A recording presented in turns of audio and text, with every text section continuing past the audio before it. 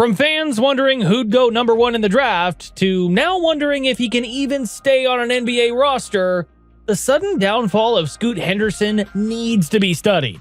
It's not every day that a player with so much promise sees his stock fall so dramatically within his first year in the league. But how did he get to this point? Don't forget to like and subscribe for more NBA content. The excitement around Scoot Henderson didn't come out of nowhere. It was built up over years, peaking in October 2022 during the much-hyped game between the Metropolitans 92 and the G League Ignite. The spotlight was on two players, Victor Wembanyama, the 7'4" French phenom destined to be the first pick, and Scoot Henderson, the explosive guard who was seen as his closest rival for that top spot. That game was electric, with both players living up to the hype. Wembanyama dazzled with his unique combination of size and skill, but Scoot was no slouch either. He showed off his speed, his playmaking ability, and a confidence that made everyone believe he was ready to take on the NBA. After the game, the debate over who should go number 1 in the 2023 NBA draft reached a fever pitch.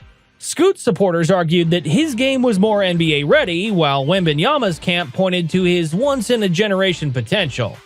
But as draft night approached, it became clear that Wembanyama was going to be the top pick, with Scoot expected to follow closely behind.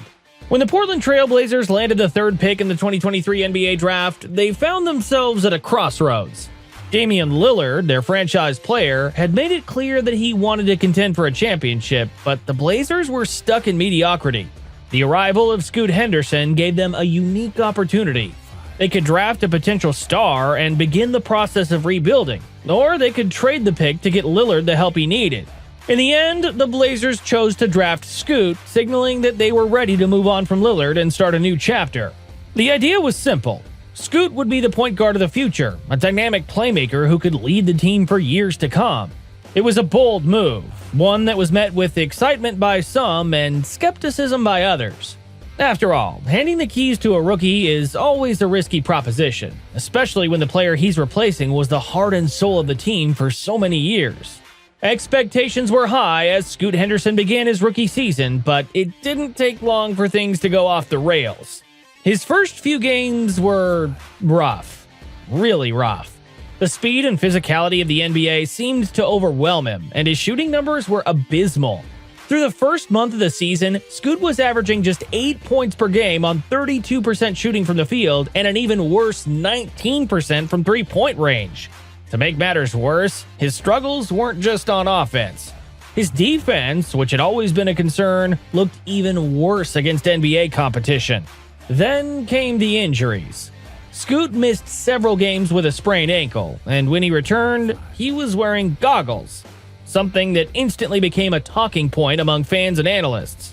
Was this a sign of even more trouble, or was it just a precaution? Surprisingly, the goggles seemed to work, at least for a little while. For a brief period in December and January, it looked like Scoot Henderson had turned a corner. The goggles became his signature look, and his game improved significantly. He started playing with more confidence, attacking the rim with the same aggression he'd shown in the G League, and his shooting numbers improved. During that stretch, he averaged nearly 15 points and 6 assists per game, showing flashes of the player Portland thought they were getting when they drafted him. Fans began to rally behind him again. The narrative started to shift from "is Scoot a bust?" to "Scoot is finding his groove." The Blazers, too, seemed to breathe a sigh of relief, hoping that their gamble was finally paying off.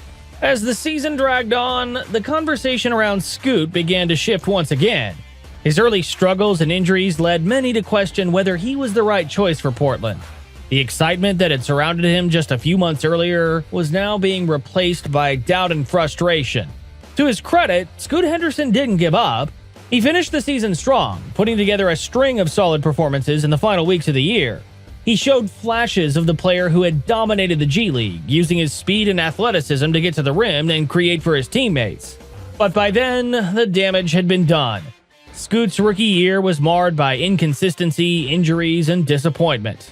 When the votes for Rookie of the Year were tallied, Scoot didn't receive a single vote. He also missed out on the all-rookie teams, a humbling reminder of how far he had fallen from the lofty expectations that had surrounded him before the season. So, what do we make of Scoot Henderson now? On one hand, it's clear that he has the talent to be a successful NBA player. His playmaking ability is undeniable. He has the vision and the passing skills to be a top-tier point guard in the league. He's also an elite athlete, capable of blowing by defenders and finishing at the rim. But there are still major questions about his game, particularly his scoring ability and his defense. Scoot's shooting remains a concern. His mechanics are inconsistent, and he struggles to hit shots from beyond the arc.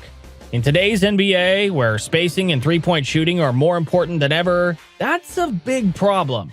If Scoot can't develop a respectable outside shot, it's going to be tough for him to reach his full potential. Defensively, Scoot has the tools to be a good player, but he hasn't shown the consistency or the effort needed to be a stopper. Too often, he gets caught out of position or beaten off the dribble, which lead to him fouling at a high rate. As Scoot Henderson heads into his second year in the NBA, the stakes couldn't be higher. The Blazers are at a crossroads, and their decision to build around Scoot could either pay off in a big way or blow up in their faces. If he can stay healthy and continue to develop his game, there's a good chance that Scoot will bounce back and prove his doubters wrong. But if his rookie season is a sign of things to come, the Blazers could be in serious trouble. Portland has a tough decision to make. Do they stick with Scoot and hope that he can develop into the star they believe he can be? Or do they cut their losses and look for another path forward? It's a decision that could shape the future of the franchise for years to come. He's still young, and there's plenty of time for him to develop. The flashes he showed during his rookie season, particularly during that December through January stretch, suggest that he has the potential to be a very good player in the NBA. But on the other hand, the concerns are real. The injuries, the inconsistency, the poor shooting, these are all red flags that can't be ignored.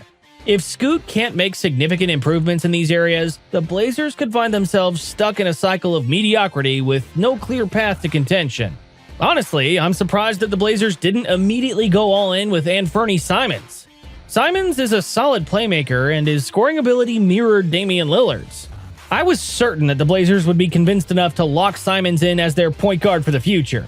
Although a knee injury ended his season early, he averaged 23 points, 4 rebounds, and 6 assists.